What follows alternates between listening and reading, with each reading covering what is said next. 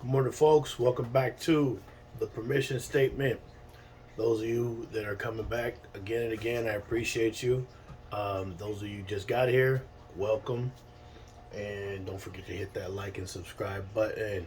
So I had made a video yesterday, but I wanted to bring it into the studio. I was out and about, I was working, and I figured I would do more justice to the video by bringing it in here and maybe parsing it out into multiple sections because, like I said, there's a lot of detail.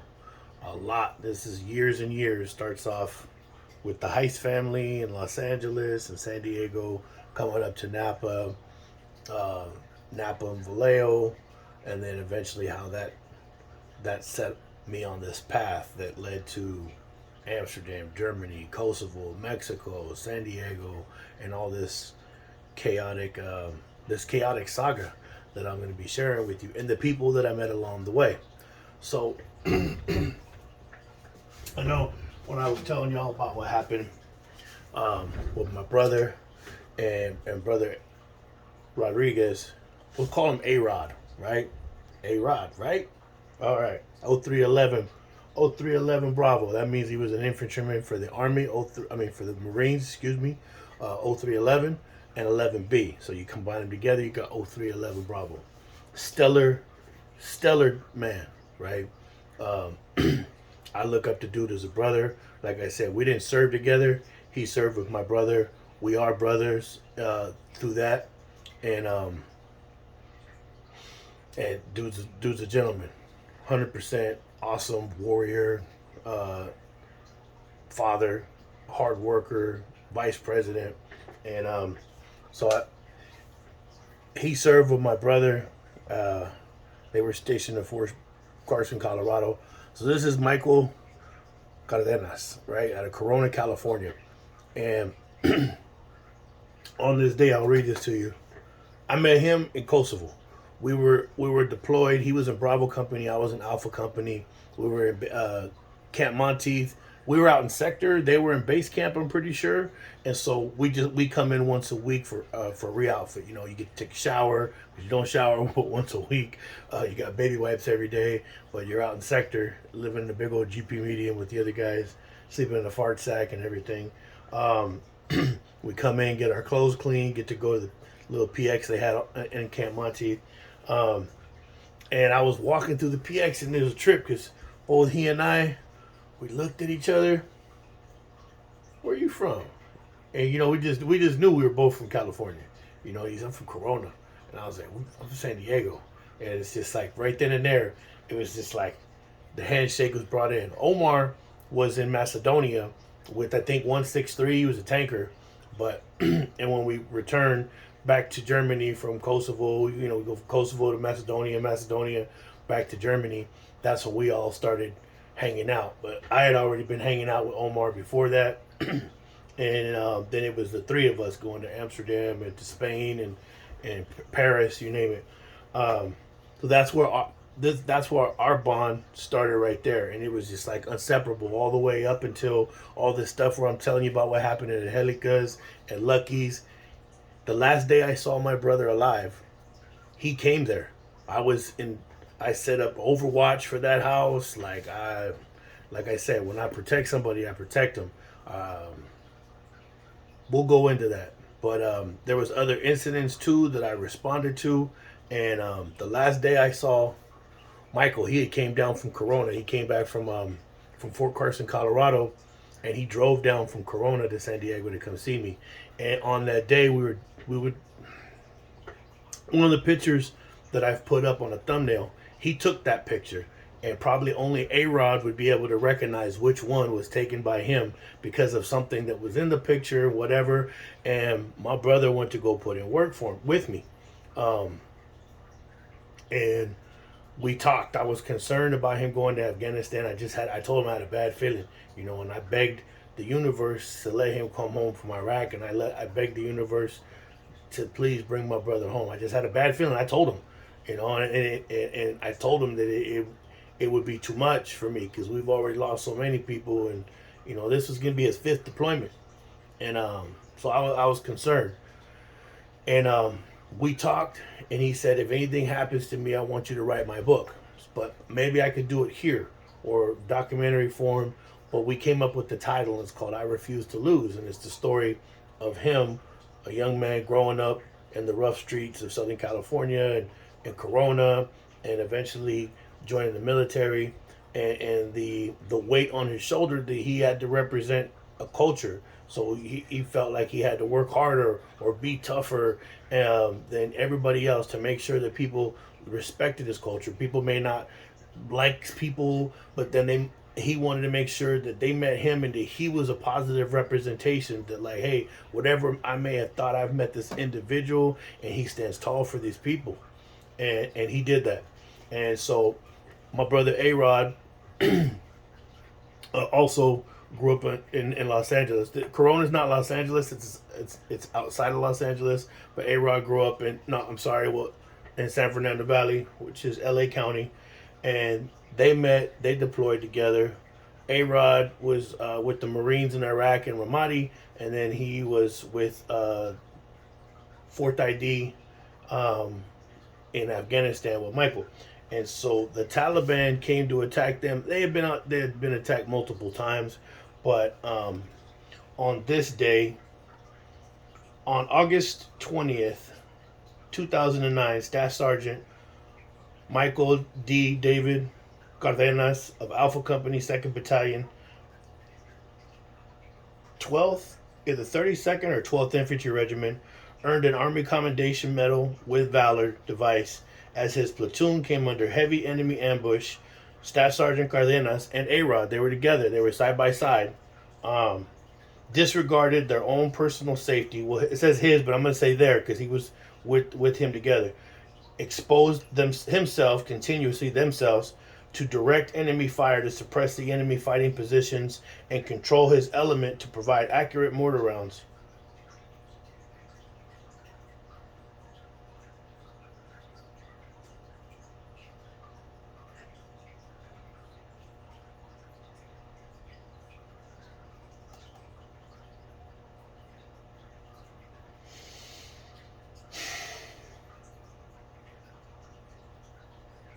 In order to allow the rest of his soldiers to escape the enemy kill zone safely.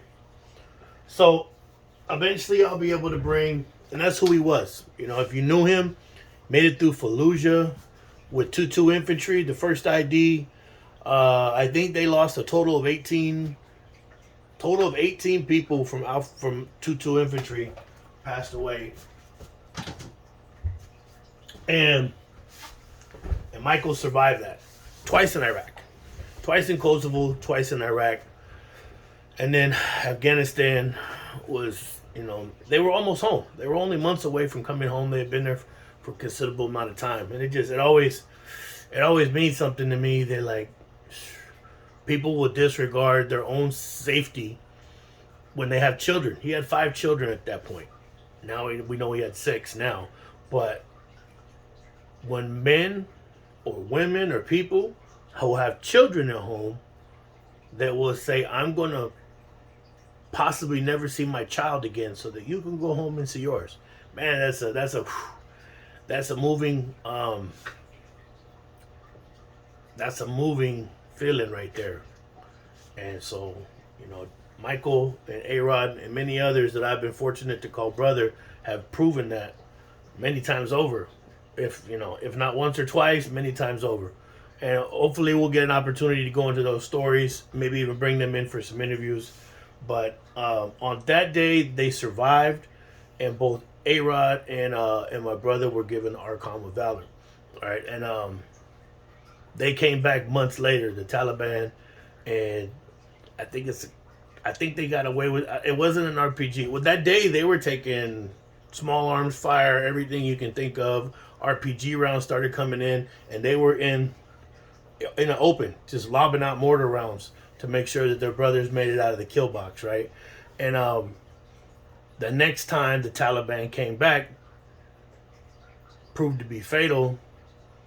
At least on that day, they surely came back, because I doubt that they went months without being under attack. But maybe we'll be fortunate enough. A-Rod maybe will come in and tell the story. I don't want to impose too much because I know it was a hard day for him, and but I'm going off of what he told me. Like when we was in Colorado for the memorial and the funeral, but they were on a leadership recon, and SATCOMs weren't up yet. Michael, aka Big Chile, was like, "Yo, is SATCOMs up yet?" No, it ain't. Go get it done. And as A-Rod goes to the MRAD and then opens the door, incoming round. And from what I'm told, Michael just was like, "Get down," and that was it. That was the only reaction time they really had. And the blast was so significant, it knocked A-Rod unconscious and out of the vehicle. And when he came to, he heard Michael, a faint noise. And he went over to Michael and started rendering aid. I believe 2 other soldiers died as well. I actually met a lot of the families when I went out to Colorado for that service. And yeah, I'm pretty sure it was 2 other men, because I know at least I met one mother and wife and sister. And they had a ceremony for all the soldiers that passed during that deployment. But I'm pretty sure at least 2 other besides my brother passed that day. And he was in bad shape. He was in real bad shape. And A-Rod was giving him medical aid, trying to stabilize him. And they're so far out, they're waiting for the bird. And from what I remember him telling them, he stayed with them for a good 35, 45 minutes, tried to, tourniquet, did everything, did it we're trained to do. And he says the last thing that Michael told him that he remembers was to take care of Maka. And then my brother passed away. And so before Michael deployed to Afghanistan, he came down. This was during all that time when that crazy stuff was happening. What had happened with the Helica, where she was held hostage, and like I said, she already went through all this crazy stuff as a teenager. She didn't need to be held hostage in no car because somebody else owed somebody money. And his brother got into a fight in downtown that he didn't need to be in, that we ended up going back to my place. We wouldn't even have been there because we still would have been at Deco's if Roy hadn't started that stuff for no reason. There was no reason, trust me. There was no reason he was starting shit with these dudes. It was just ego and, like I said, the permission statement and probably a little bit of alcohol consumption. But that decision pressed us out of the club. We needed somewhere to go. We went back to my place, which at the time wasn't my place. I was staying with all those Alexander Cozy and those other people. I was their guest. They were letting me stay there because of the job that I was doing that Alex had blessed me into. And the Icon's house was next door. Like I said, we just happened to be walking outside, and those people were there the law enforcement was there to serve a warrant. But they was either at the wrong place or it was right there, and we just walked outside. There's 5 or 6 guys. They immediately, because they came in, zoop, zoop, and their attention went like, who are these guys? And Roy flinched and ran upstairs, went in there. So him and his brother both got arrested. His brother leads to those people wanting their money because that shouldn't have happened. That event shouldn't have happened. And then all those other things happen. And like I said, Roy ends up going to jail, then he gets deported, and then years later he would have his life taken away from him in front of his family in down in Mexico. It's fucked up. And so permission statement, activating event, like all the connections.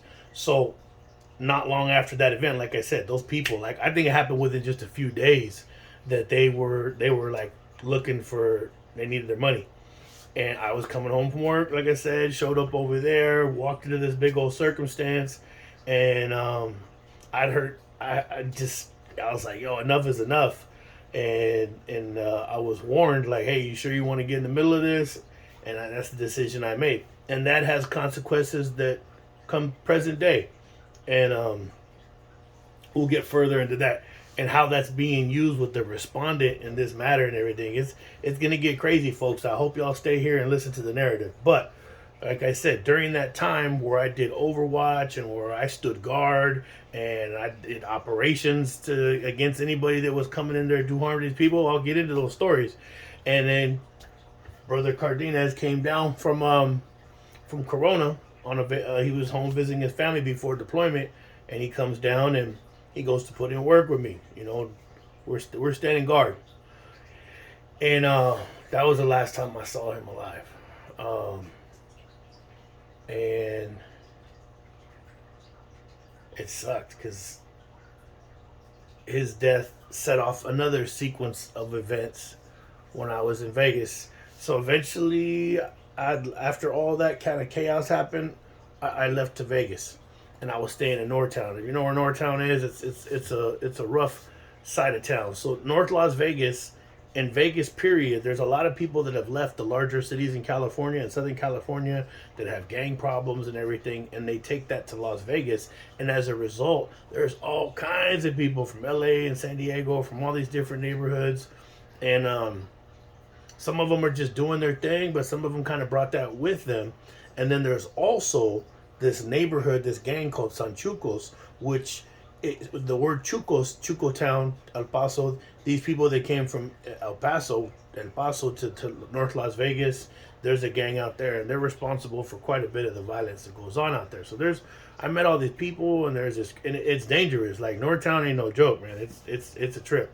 And so I was dealing with all that, and that's when I got notification that my brother passed away in Afghanistan. So I left Vegas, went back to Mobile, was there with the family, spent as much time with them as I could, and then went back to Vegas. But eventually, that's when I had to make a decision, because I wanted revenge so bad. Because I said, if you take my brother, that I would scorch the earth. You know what I mean? And so my heart was filled with hate and anger and bitterness and revenge. And I mean, let's face it. I mean, when military people or veterans, infantrymen, whatever you want to call it, when they go off, or if they go off, it's not the same. Not to say that some run-of-the-mill, day-to-day people can't cause a bunch of havoc, but if you look historically, we have the ability to do more than just that. And I made a promise to the family that I would get revenge for the taking of the life of their son. And so that was the plan that I was working on, setting on it. Gonna go back to Europe and everything. I had it all dialed in, and I asked for a ride to Northern California, got dropped off in Delano. That's when I ran into the young man, Gabello Rivera, that I want you guys to meet, he made a positive decision out of finding his grandmother dying, choking in her own vomit, and his father, Gabriel Rivera, is the other person that was there when the bear came and we had the machete. So I'm going to tell that story before I end with you guys today, because I had a special request in the comment section by none other than a celebrity, A-Rod, right? 0311B. So I'm going to tell the story for the bear. But I showed up at their family property in Delano. And I had my dog. And like I said, I had vengeance in my heart and hate and hurt. And I went to Santa Rosa, Sonoma County. And when I got to Sonoma County, I had to ask myself, what would my brother really want? What would my brother want? I bumped into my friends, my son's godfather, Joshua, and all them. They had a church in Cotati. His sister and her husband, Adrian, Adam Nunez, and Zuri, they had a church. Their father had a church. And I saw peace in their faces. Their family had peace in their face, and they had left all the chaos in Southern California to come up here, and I saw peace, and I was like, wow, peace is attainable. So I went back one more time, but I returned, and that's when I went straight to the Santa Rosa Junior College. I signed up for full-time classes. I hit up the VA. They got me dialed in. I checked into that Redwood Gospel Mission right there, and I just started making forward progress. Okay, I'm going to live for my brother. And it was a trip, because once I made that decision and I understood the significance that if I didn't get my life squared away, that I would be failing my brother and my other brothers, because I needed to do everything that they can no longer, because life was taken from them, that I had an obligation to honor them in that way. And so once I reprogrammed like that, it was a whole different kind of energy. It was just like, instead of pushing down on your shoulders, it was like a hand behind your back, pushing you forward. And I had a bicycle, I had a dog, I had lost everything. And I had a lady, Abby Wood Kennels out there. She took care of my dog, and I would ride the bike going to all the school campuses. But my mind, it was a trip at the homeless shelter. They were like, "Why are you so happy?" And that's because I'm free. Because I understood like what I was doing was freedom, because I was free from anger and hurt. It was a process. Don't get me wrong, but I understood I'm doing this for them out of love and care and respect for what they can no longer do. My brother and the other brothers, and the energy was different. So it definitely felt good, and I was just go go go go go, and that's the building platform for me meeting my spouse and this unfortunate dilemma. And I have a son now. I'm a homeowner. I have a little small business here, and like I said, who don't people who know me over these years, they don't know nothing about none of that, because I don't project that out there. I don't care about chaos and everything. I'm here to tell you guys a story, because that story is now being used against me in an underhanded method throughout this process. And figure might as well tell the story as it happened, as opposed to a slanted version of events. And I guess I'll tell you all about the bear right quick. So Gabriel Rivera, the father of Gabello, the family lives in Delano. We would, I think it was 2000, gosh, I want to say 15, because it was like one of the first times we ever went to Yosemite. I'd never been in my whole life, and they live in Delano, which is closer, and we drove from Santa Rosa. We get a campground. I think it was Bridal Veil Falls, maybe, and not far from there, there's a path that gets to. You got to go up this pretty long hiking trail, maybe 3 miles each way, and then there's a lake there, so you can go swimming. Because we're an aquatic family, we love to go swimming. We love lakes, and it was myself, my son, my little son, my stepson, the respondent, which would be my wife, Gabriel, his little boy Luis at the time, and his wife and daughter. They went to go back to the parking lot, like maybe a mile in. They were like, "Yeah, this is too much," so we kept on trucking through. But after a while, it became too much for the kids, so we turned back. And when I go camping, I usually bring ham radios, because you got no phone signal out there, and you don't want to be in an emergency situation without it. Lights. I always bring a backpack with all kinds of stuff. It drives my wife bananas, but it's better to have things and not need them than need them and not have them. And so on the way back, I put Gabriel on the backside, gave him a machete. I was in the front. We put the kids and my wife in the middle. And I told him, if we come across a bear or anything, mountain lion, do not run. And so I'm on point. I'm on the trail. And sure enough, I stopped dead in my tracks. There's a bear maybe 25 feet right in front of me, right in our path, sitting on the trail. So I stopped. I calmly look back to them. I rack the machete, and I tell them, "Do not run. There's a bear right in front of us." And they look and they see the bear, and then I said, "Slowly turn around," and they immediately do exactly what I told them not to do. They turn and they start starting to prance away, and so I said, "Don't do that. Walk slower." And I told Gabriel, "Get ready." And so Gabriel you could tell he was concerned, but he was ready to go. He had the machete out, but he had it still in the sheath. And I was like, "Gabriel, take that thing out of the sheath, bro. It's worthless inside of there."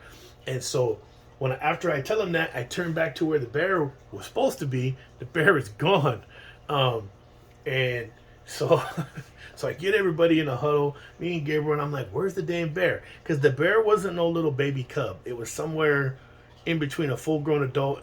So I wasn't sure if the mother bear would still be around. And I've had friends that are avid hikers on the Pacific Crest Trail that have had that experience where they were just trying to be nice to a cub, and mother bear came in mock charging them multiple times. So I know that, like, it may not be that bear, because a black bear, this one was big enough to kill somebody.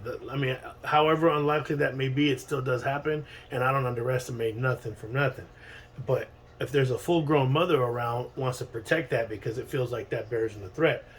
And so I'm looking around trying to find mama bear, trying to find the bear. And then my wife I said, "Where's the bear?" And my wife says, "He's right there." He was like right next to us, just maybe 10 or 15 feet away, And he's just sitting there was shrubs. There was like a you say a canopy essentially on a shorter trees and foliage, and he was just sitting in it, and he was just looking at us like, man, what's your problem, man? Calm down, bro. You know, that's just the look the bear had. Like, hey, I'm the one that's in my turf right here. You were all up in my neighborhood. Why are you tripping out? Why are you getting all crazy?